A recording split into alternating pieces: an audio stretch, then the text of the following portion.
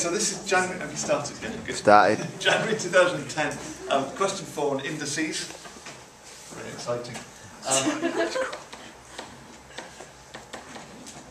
Okay, so when we're doing this, remember core 1 is non-calculator, so we want to try and match up. The way to deal with this is can we get it both in terms of the same base number?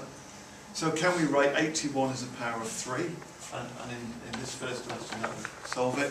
Well, it is a power of 3, isn't it? 3, 9 is 3 squared. 27 is 3 cubed. And so 81 is 3 to the 4. So m must be 4. And that's just one mark. But the next one's got a little bit more going on for it. So we've got 36p to the 4, all to the power of a half is 24. Again, we want to try and work and see if we can get bases to match up. This is one of the rules that we've just written down.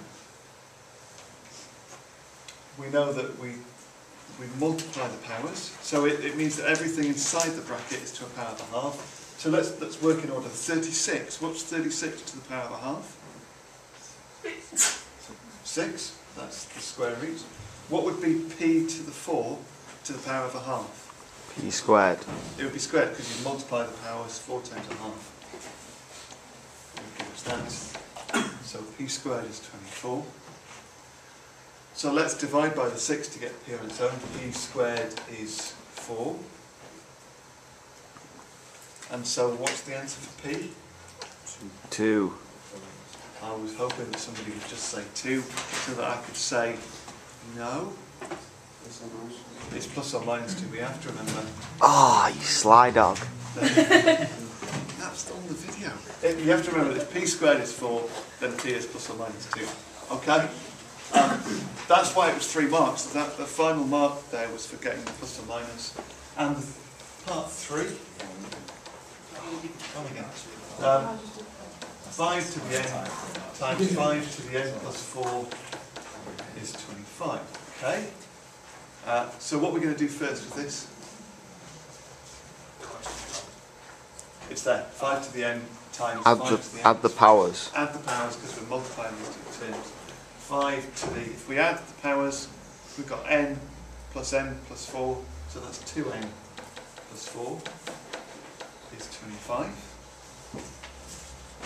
In core 1, this is before logarithms, so if we've got a question where there's an unknown power, we have to be able to get it so that the base numbers are the same, because that's how we do it before logarithms.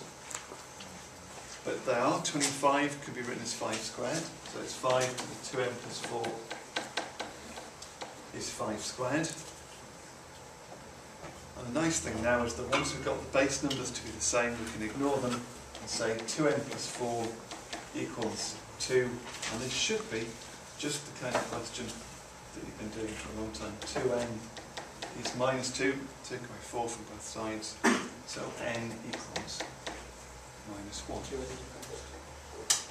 Yep. Take away the 4 from both sides, 2 take away the 4 gives us minus 2.